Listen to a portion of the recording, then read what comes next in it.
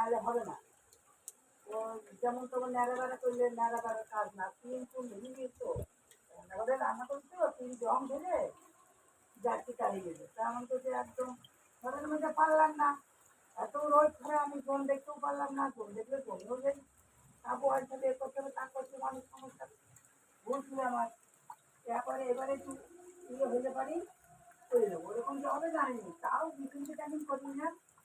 শরীর জায়গাটা জল পড়ে না, বাচ্চাদের সব জল পড়ে হনুমানের লাঠি লাঠি ভেঙে দেয়।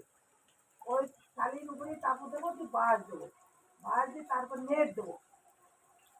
ওই যে বাথরুমে নেট দিয়েছি, বাথরুমের মধ্যে যায় না এখন আর।